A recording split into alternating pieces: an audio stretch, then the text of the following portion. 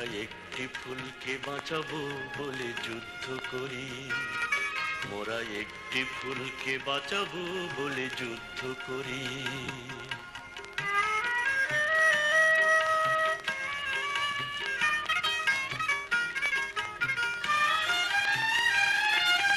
যে মাটির চির মমতায় আমার অঙ্গে মাখা, যে মাটির চির মমতায় আমার অঙ্গে মাখা, যার নদী জল ফুলে ফলে মোর স্বপ্ন আঁকা, যে মাটির চির মমতায় আমার অঙ্গে মাখা, যে দেশের নীল অম্বরে মন মেলছে পাখা, সারাটি জনম সে মাটির দানে বক্ষ করি।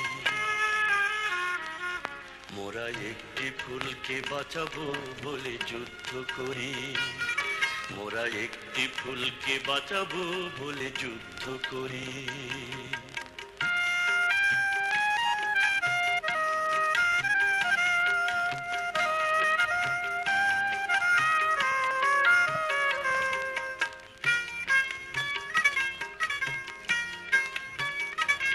মোরা নতুন একটি কবিতা লিখতে যুদ্ধ করি, মোরা নতুন একটি গানের জন্য যুদ্ধ করি, মোরা একখানা ভালো ছবির জন্য যুদ্ধ করি, মোরা সারা বিশ্বের শান্তি বাঁচাতে আজকে লড়ি। নতুন একটি কবিতা লিখতে যুদ্ধ করি, নতুন একটি গানের জন্য যুদ্ধ করি। যে নারীর মধু প্রেমেতে আমার রক্ত দোলে, যে নারীর মধু প্রেমেতে আমার রক্ত দোলে, যে শিশুর মায়া হাসিতে আমার বিশ্ব ভোলে, যে নারীর মধু প্রেমেতে আমার রক্ত দোলে, যে গৃহ কপতে সুখ স্বর্গের দুয়ার খুলে, সেই শান্তির শিবির বাঁচাতে সাহায্য করি। মোরা একটি ফুলকে বাঁচাবো বলে যুদ্ধ করি, মোরা একটি ফুলকে বাঁচাবো বলে যুদ্ধ করি।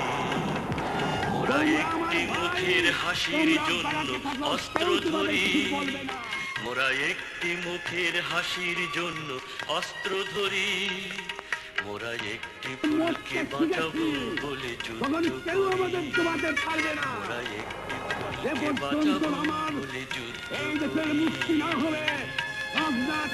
বন্ধ করে দেওয়া হলো, কেউ দেবে না। প্রত্যেক গ্রামে, প্রত্যেক মহল্লায়, প্রত্যেক ইউনিয়নে, প্রত্যেক সাব ডিভিশনে আওয়ামী লীগের নেতৃত্বে সংগ্রাম পরিষদ গড়ে তোলো এবং তোমাদের যা কিছু আছে তাই নিয়ে প্রস্তুত থাকো। মনে রাখবা, রক্ত যখন দিয়েছি রক্ত আরো দেব, এদেশের মানুষকে মুক্ত করে ছাড়বো ইনশাআল্লাহ। এবারে সংগ্রাম আমাদের মুক্তির সংগ্রাম, এবারে সংগ্রাম স্বাধীনতার সংগ্রাম। জয় বাংলা।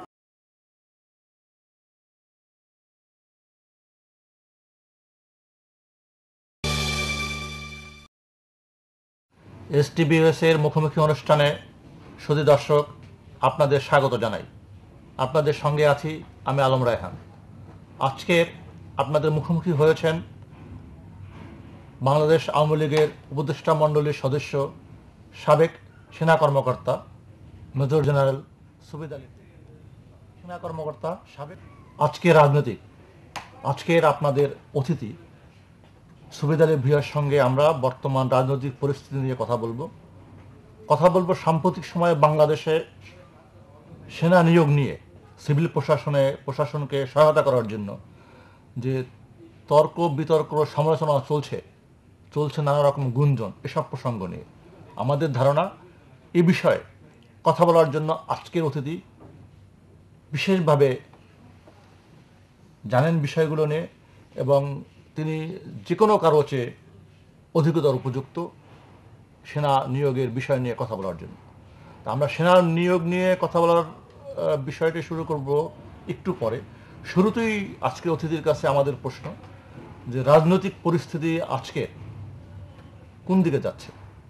তত্ত্বাবধায়ক সরকারের প্রধান হিসেবে দায়িত্ব নেওয়ার পরে রাষ্ট্রপতি অধ্যাপক ইয়াজউদ্দিন আহমেদ, যাকে নিয়ে বিতর্ক, তর্ক, সমালোচনা আবর্তিত হচ্ছে, তিনি কি আমাদের নিয়ন্ত্রণ করছেন বা কোনো অন্ধকার দিকে নিয়ে যাচ্ছেন অথবা আলোর পথে? সুবিধা লিখিয়া। আপনাকে ধন্যবাদ।